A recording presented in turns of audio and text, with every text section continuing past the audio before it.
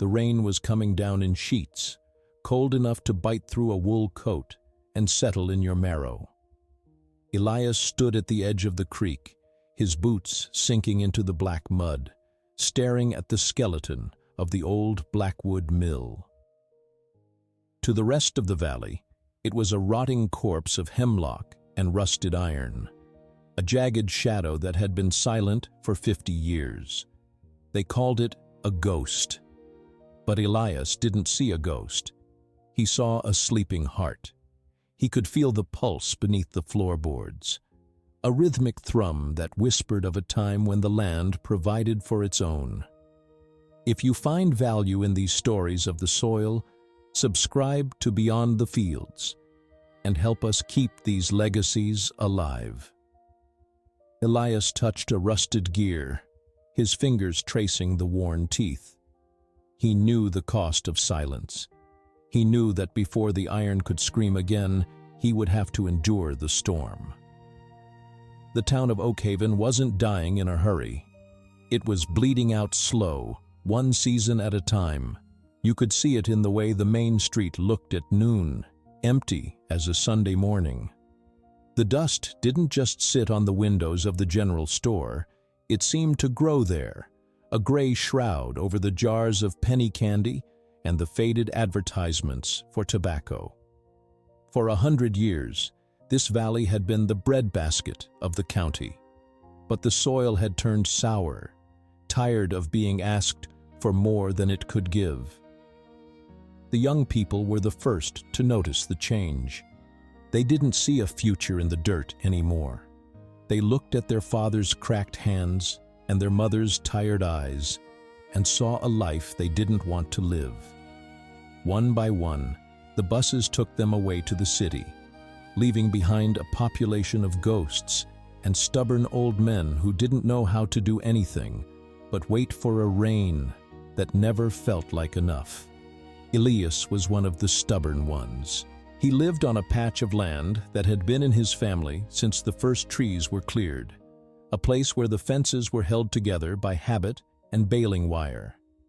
He watched his neighbors pack their trucks and leave, their faces set in a grim line of defeat. It hurt to see the smoke stop rising from the chimneys, to see the gardens overtaken by ragweed and thistle. Every time a farmhouse went dark, the valley felt a little colder, a little more hollow. The local economy had dried up like a creek in August. The bank had a stack of foreclosure notices thicker than a Bible, and the only thing growing in Oakhaven was the sense of desperation. People started looking for a savior, someone to come in and breathe life back into the place. But they were looking in the wrong direction. They were looking toward the highway, waiting for a miracle in a shiny car, while Elias was looking toward the creek. He spent his evenings sitting on his porch, listening to the wind whistle through the rafters of the old mill. He remembered when that mill was the center of everything. He remembered the sound of the water wheel churning the current into white foam, the smell of fresh ground flour filling the air, and the way the farmers would gather there to swap stories and seeds. Now the mill was just a warning, a jagged monument to a time that had passed. But Elias knew something the others had forgotten. He knew that the land doesn't forget how to feed you. It just waits for you to remember how to listen. He started spending his days scavenging for parts, digging through scrap piles and old barns for pieces of iron that still had life in them. He didn't have much money, but he had time, and he had the kind of patience that only comes from a lifetime of watching seeds struggle through the crust of the earth. He would carry a heavy wrench in his pocket, his knuckles swollen from the cold, and he would work in the shadows of the mill until his lamp ran out of oil. The townspeople thought he'd lost his mind. They'd see him walking back to his cabin covered in grease and ancient dust, and they'd shake their heads. They thought he was trying to fix a broken past, but Elias was building a bridge to a future they couldn't see yet. He saw the way the water still flowed, strong and steady, even when the crops failed. He saw the energy hidden in the gravity of the stream. He knew that the grit required to survive wasn't just about enduring the hardship. It was about finding the tool that could turn that hardship into something useful. He worked in secret, moving heavy timbers with a hand-cranked winch, bracing the walls that the rot had tried to claim. Every time a beam groaned back into place, it felt like the valley was taking a breath. He wasn't just fixing a building, he was tending to a root that went deep into the history of the soil. The desperation of the town was a heavy weight, but Elias used it as leverage. He knew that when the end finally came for the old way of life, something new would have to stand in the gap. He watched the horizon, waiting for the first sign of the storm he knew was coming, the one that wouldn't bring rain, but greed. The storm arrived in late October, not with thunder, but with the sound of high-end tires on gravel. 3 black SUVs rolled into town like a funeral procession for a man who wasn't dead yet. Out stepped the suits, men with teeth too white and shoes too clean for a place like Oakhaven. They were led by a man named Sterling, a developer who talked about progress as if it were something you could buy at a store and install like a kitchen faucet. They didn't see the history of the valley. They saw a tax write-off. They didn't see the families who had bled into this dirt. They saw the footprint for a luxury resort, a place where the wealthy could come to play at being rural for a weekend before heading back to their climate-controlled towers. Sterling walked through the mud of Main Street like he was afraid he might catch poverty if he stayed too long. He set up an office in the old bank building and started hanging posters of what he called the Oakhaven Retreat. It showed pictures of golf courses where there used to be cornfields and a sprawling hotel where the old mill stood. To Sterling, the mill was nothing more than an eyesore, a pile of timber that needed to be cleared away to make room for a spa. He spoke at the town council meetings with a voice like honey poured over gravel, promising jobs and revenue and a new beginning. He looked at the local people, the farmers with their bent backs and the shopkeepers with their worried brows, as if they were nothing more than obstacles to be moved. He offered pennies on the dollar for their land, bankrolling the fear that had been simmering in the valley for years. He told them the world had moved on, that the earth was dead, and that their only hope was to sell out and move on. Elias watched from the back of the room, his hat pulled low, his arms crossed over his chest. He saw the way the younger council members leaned in, hungry for the promise of a paycheck, and he saw the way the elders looked at the floor, ashamed that they couldn't find another way. Sterling's plan was calculated. He'd researched the debts of every man in that room. He knew who was behind on their taxes and who was one bad harvest away from losing everything. He wasn't there to build a community. He was there to harvest the remains of one. He viewed the mill as the anchor of his project, the central piece of land that would give him control over the water and the view. He didn't know about the restoration Elias had been doing in the dark. He didn't care about the engineering of the 19th century. To him, the past was just debris. One afternoon, Sterling drove out to the mill site, his shiny shoes clicking on the rotting dock. He found Elias there, scraping rust off a massive iron bolt. Sterling laughed, a short, sharp sound that didn't reach his eyes. He asked Elias why he was wasting his time on a ruin. He told him the wrecking crews would be there by the end of the month. He offered Elias a check, a sum that would have been a fortune to most men in the valley, and told him to go retire somewhere warm. Elias didn't even look up. He just kept scraping, the rhythmic sound of metal on metal filling the silence. He told Sterling that the mill wasn't for sale, not because of the wood or the stones, but because of what was underneath. Sterling just smirked and walked away, convinced that every man had a price and that Elias was just a slow learner. The corporation started filing the paperwork to seize the land under eminent domain, claiming it was for the public good. They used their lawyers like wolves, tearing at the edges of the local laws, finding every loophole to prove that the mill was a hazard. They portrayed the farmers as relics of a bygone era, people too stubborn to accept the hand that was being fed to them. The tension in the town began to fracture. Neighbors turned against neighbors, some seeing the resort as salvation, and others seeing it as the final betrayal of the land. But through it all, Elias remained a shadow. He didn't argue at the meetings. He didn't sign the petitions. He just kept working, his movement steady and sure, as he prepared for the moment when the arrogance of the city would meet the iron of the earth. The day of the auction felt like a funeral. The county had finally moved to sell the mill property to settle decades of back taxes that had accumulated since the original owners vanished.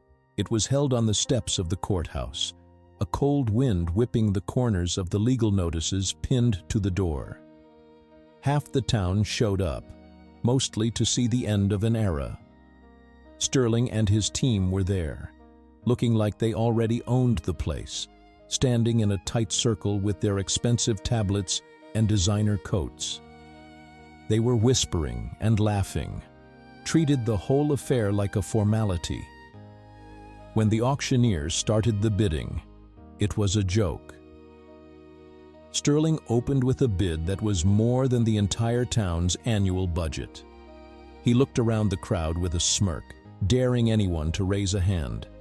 The air was thick with the smell of defeat. Then, from the back of the crowd, a voice rasped out a counteroffer. It was Elias. He stepped forward, his old denim jacket stained with grease, his hands calloused and stained dark by years of work. He bid everything he had, the savings of 3 generations, the money he'd made selling his own equipment, and the equity in his own small plot of land. The laughter started almost immediately. It began with Sterling's associates, a tittering sound that grew into a full-blown roar of mockery. They looked at Elias as if he were a dog trying to buy a steak. Sterling stepped toward him, his face twisted in a look of mock pity. He asked Elias if he even knew how many zeros were on the check he was trying to write. He mocked the dirt under Elias's fingernails and the way his boots were held together with tape. The auctioneer, a man who had known Elias his whole life, looked pained, but he had a job to do. He asked Elias if he had the funds to back up the bid. Elias pulled a crumpled envelope from his pocket. Inside wasn't a bank draft, but a series of ancient handwritten ledgers and a deed that looked like it had been pulled from a fire. He didn't have the cash Sterling had, but he had something else, a claim. The laughter died down a bit as the town lawyer stepped forward to look at the papers. Elias stood there, enduring the stares, the whispers, and the blatant disrespect of the men in suits. They called him a fool. They called him a hoarder of junk. Sterling made a comment about how the poor always try to cling to the dirt because they have nothing else, and the crowd of developers chuckled. It was a public humiliation, a stripping away of a man's dignity in front of the people he had lived with his entire life. But Elias didn't flinch. He knew that salt was only bitter if you didn't know it was meant to preserve. He watched as Sterling raised the bid again, a number so high it was insulting. Elias didn't bid again. He just tucked his hands into his pockets and walked away while the gavel fell. The suits celebrated, shaking hands and talking about the groundbreaking ceremony. They thought they had won because they had the biggest checkbook. They thought they had crushed the spirit of the old man. But as Elias walked back toward the mill, he wasn't defeated. He was focused.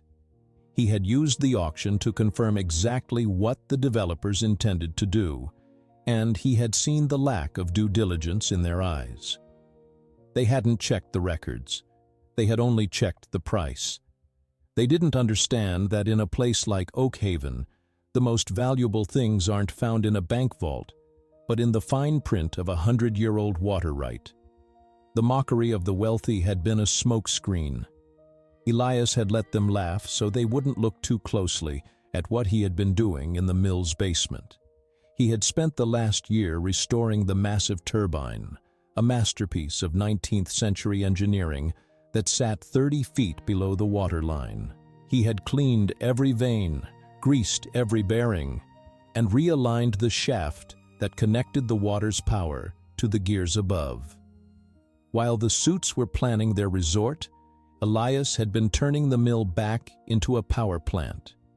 He knew that the moment they tried to divert the water for their fountains and their pools, they would trigger a legal and mechanical trap they weren't prepared for. He returned to the mill that night, the moon reflecting off the dark water. He touched the stone walls, feeling the vibration of the current. The humiliation of the afternoon was gone, replaced by a cold, hard clarity. He was the guardian of the valley's heartbeat, and the men from the city were about to find out that the earth doesn't care how much money you have when the gears start to turn. The weeks following the auction were a blur of activity at the mill site. Sterling's crews arrived with bulldozers and chainsaws, ready to tear down the old structures. They acted with the arrogance of conquerors, ignoring the local boundaries and the warnings Elias had posted. But every time they tried to start the demolition of the mill's core, something went wrong. Equipment failed. Permits were delayed by mysterious filing errors in the county seat. And most importantly, the water began to act strangely. Elias had spent his life studying the hydrology of the creek. He knew that the mill wasn't just a building. It was part of a complex system of weirs and sluice gates that managed the valley's water table. When the mill had been built, the founders had secured the first right of flow, an ancient legal status that meant no one upstream or downstream could interfere with the water required to turn the wheel. The developers, in their haste to buy the land, had assumed the water rights were included in the property deed. They didn't realize that in this county, water rights were separate from the soil, and they were tied to the operation of the mill itself. Elias had quietly restored the mill to operational status in the eyes of the law. He had filed the necessary paperwork with the state's historical board, documenting the restoration of the engineering. While the crews were busy trying to clear trees, Elias was in the dark heart of the mill, engaging the massive wooden teeth of the primary gear. He had replaced the rotted oak teeth with new ones he'd carved himself from seasoned hickory. When he finally opened the sluice gate, the sound was like a long-forgotten god waking up. The water rushed into the penstock, the pressure building until the massive iron turbine began to spin. It started with a low hum, a vibration that you felt in your teeth before you heard it in your ears. Then, the gears began to turn. The massive shafts, some as thick as a man's waist, groaned and then settled into a rhythmic, powerful rotation. It was a masterpiece of mechanical harmony. Elias had rigged the mill to do more than grind grain. He had salvaged an old copper wound generator from a shuttered factory and connected it to the main drive. As the wheel turned, the mill began to produce electricity, clean, constant, and independent of the grid. But more than that, the operation of the mill began to regulate the creek. For years, the valley had suffered from flash floods and dry spells because the old weirs had fallen into disrepair. With the mill functioning again, the water was managed. The sour soil of the surrounding farms began to drain properly. The creek, once a muddy trickle, cleared until you could see the stones on the bottom. One morning, Sterling arrived to find his resort site partially underwater. By engaging the mill's ancient floodgate system, Elias had redirected the flow to follow the original, natural paths of the valley. Paths that happened to cut right through where the developers wanted to build their luxury villas. Sterling was furious. He came to the mill, screaming about lawsuits and trespassing. Elias just stood in the doorway, the sound of the churning gears behind him like a wall of thunder. He handed Sterling a copy of the 1892 Water Compact. He pointed to the clause that stated the mill had the right to maintain its operational flow, and that any development that interfered with that flow was liable for damages to the valley's watershed. The look on Sterling's face was one for the ages. He realized that he didn't just buy a piece of land, he bought a liability. He had tried to treat the valley like a blank canvas, but it was a living, breathing machine, and Elias held the key. The news of the mill's revival spread through the town like wildfire. People started coming out to see it, not as a ghost, but as a miracle. They saw the water running clear, and they heard the power of the gears. For the first time in a generation, there was a sense of pride in Oak Haven. They realized that they didn't need a resort to save them. They needed the mill. Elias began to offer the excess power to the local farms at a fraction of the cost of the utility company. He started grinding grain again, too, real stone-ground flour that local bakers clamored for. The worthless mill was becoming the most profitable business in the county. The corporate lawyers tried every trick in the book, but the history was on Elias's side. He had done the work they were too arrogant to do. He had respected the engineering they had dismissed as junk. As the gears continued to turn, the foundation of the developer's project began to crumble. They had come to harvest the town's desperation, but they had found something much harder to break: the unbreakable spirit of a man who knew the value of the earth and the power of a job well done. The final move by the corporation was a desperate one. They filed an emergency injunction, claiming that Elias's dam and mill were a public safety hazard, and they moved to have the state environmental agency shut him down. They sent inspectors, men in hard hats with clipboards, looking for any reason to condemn the structure. Sterling was there, watching from his SUV, a smug look back on his face. He thought he could use the law to crush the old man's dream one last time. But when the inspectors entered the mill, they didn't find a death trap. They found a marvel. Elias had not only restored the machinery, he had modernized it with a precision that bypassed even the newest regulations. He showed them the reinforced stone foundations, the redundant safety valves, and the way the mill actually improved the water quality by oxygenating the stream. While the inspectors were there, a massive storm hit the valley. It was the kind of rain that usually turned the roads into rivers and flooded the basements of half the town.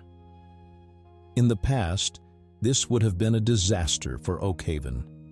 But Elias was ready.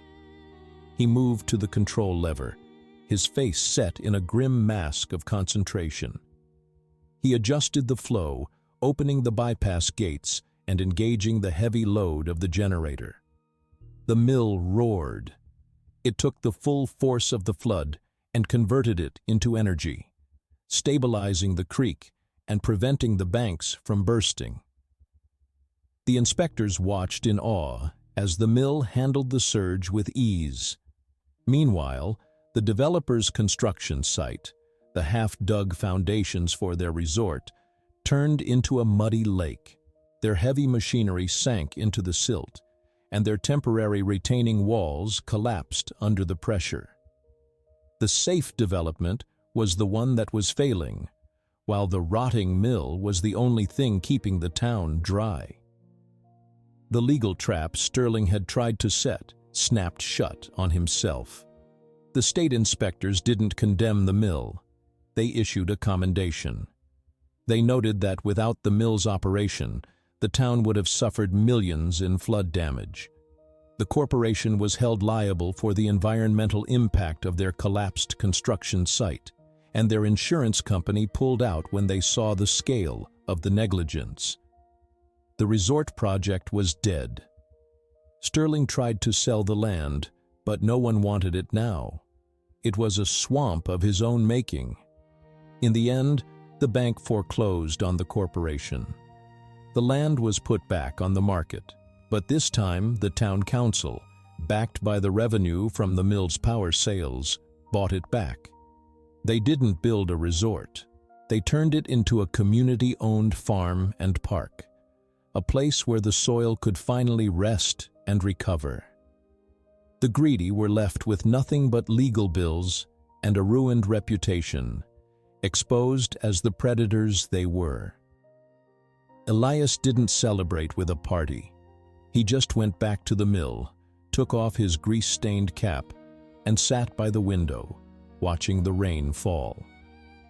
He had saved the land, not with a speech or a checkbook, but with the quiet resilience of iron and stone.